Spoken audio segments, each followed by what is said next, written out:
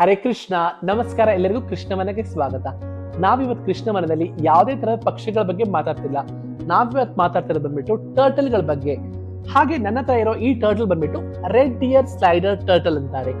ಇದಕ್ಕೆ red year slider turtle ಅಂತ ಯಾಕೆ ಕರೀತಾರೆ ಅಂದ್ರೆ ಇದರ ಕಿವಿ ಹಿಂಭಾಗದಲ್ಲಿ ಕೆಂಪನೆ ಬಣ್ಣ ಇರುತ್ತೆ.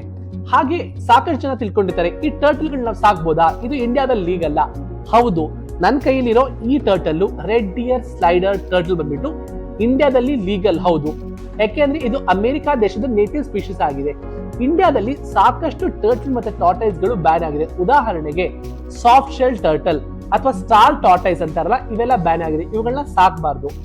ಇನ್ನೊಂದು ವಿಷಯ, ಇವನ್ನ ಸಾಕೋಕಿನ ಮುಂಚೆ ಒಂದು ತಿಳ್ಕೋಬೇಕು, ನಾವ್ ಇದನ್ನ ಪೆಟ್ ಶಾಪ್ ಗಳಲ್ಲಿ ಕೊಂಡ್ಕೊಂಡಾಗ ₹1 ಅಷ್ಟು ಗಾತ್ರವಾಗಿರುತ್ತೆ. ಅದೇ ಬೆಳೀತಾ ಬೆಳೀತಾ ಈ ತರ ಪೂರ್ತಿ ಅಂಗ ಎಷ್ಟು ದೊಡ್ಡದಾಗುತ್ತೆ, ಇನ್ನೂ ಒಂಚೂರು ದೊಡ್ಡದಾಗಬಹುದು.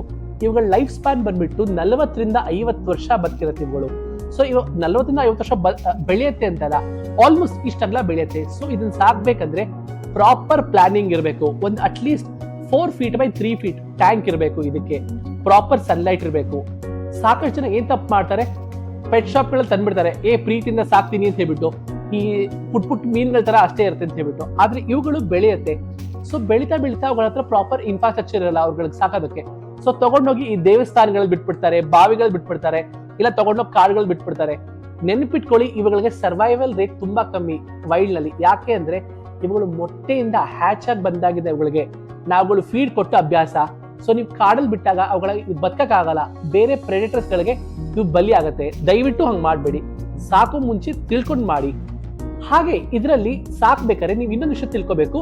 ಇದರಲ್ಲಿ 2 ತರ ಕಾಯಿಲೆಗಳು ಬರುತ್ತೆ. ಒಂದು ಬಂದ್ಬಿಟ್ಟು ಸಾಫ್ಟ್ ಐ ಅಥವಾ ನಿಮ್ಗೆ ಐ ಇನ್ಫೆಕ್ಷನ್ ಅಂತಾರೆ. ಯಾಕೆ ಅಂತಂದ್ರೆ ಈ ಟರ್ಟಲ್ ಗಳಿಗೆ ನೀವು ಪ್ರಾಪರ್ ಆಗಿರೋ ಸನ್ಲೈಟ್ ಕೊಡ್ಲಿಲ್ಲ ಅಂತಂದ್ರೆ ಐ ಇನ್ಫೆಕ್ಷನ್ ಆಗುತ್ತೆ. ಅವಾಗ ನೀವು ಡಾಕ್ಟರ್ ಗಳಿಗೆ ತೋರಿಸ್ಬೇಕು. ಇನ್ನೊಂದು ಬಂದ್ಬಿಟ್ಟು ಇದ್ರ ಶೆಲ್ ಭಾಗ ಬಂದ್ಬಿಟ್ಟು ಸಾಫ್ಟ್ ಶೆಲ್ ಆಗತ್ತೆ.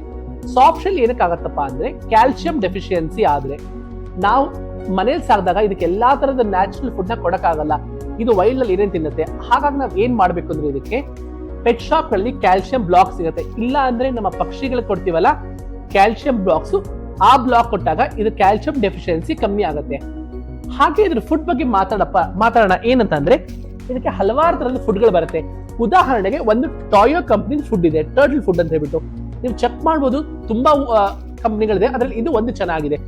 ಜೊತೆಗೆ ಈ ಫುಡ್ಗಳ ಜೊತೆಗೆ ನೀವು ಏನೇನ್ ಕೊಡ್ಬೋದು ಅಂತಂದ್ರೆ, ನೀವು ಇದನ್ನ ವೈಲ್ಡ್ ಅಲ್ಲಿ ಸಾಕೋ ಹಾಗೆ ಇದಕ್ಕೆ ನಮ್ಮ ಹೈಬಸ್ಕಸ್ ಫ್ಲವರ್ ಬರುತ್ತಲ್ಲ, ದಾಸವಾಳದ ಹೂವು ಎಲೆಗಳು ಅಥವಾ ಕುಸುಮ ತುಂಬಾ ಇಷ್ಟ ಆಗುತ್ತೆ, ಅಪರೂಪಕ್ಕೆ ಕೊಡ್ಬೋದು. ಅಥವಾ ಸಣ್ಣ ಸಣ್ಣ ಕಟ್ ಮಾಡಿರೋ ತರಕಾರಿಗಳು, ಕ್ಯಾರೆಟು, ಸೌತೆಕಾಯಿ ಕೊಡ್ಬೋದು. ಹಾಗೆ ಇನ್ನೊಂದು ವಿಷಯ ನೆನ್ಪಿಟ್ಕೊಳ್ಳಿ, ಇದು ಆಮ್ನಿವೋರಸ್ ಕೂಡ.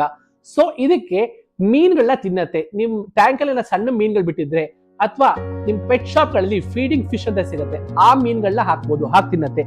ಜೊತೆಗೆ ಇನ್ನೊಂದು ವಿಷಯ ನೆನ್ಪಿಟ್ಕೊಳ್ಳಿ, ನೀವು ಇದ್ರ ಸ್ಕೇಲ್ಗಳನ್ನ ಕ್ಲೀನ್ ಮಾಡ್ತಾ ಇರ್ಬೇಕು.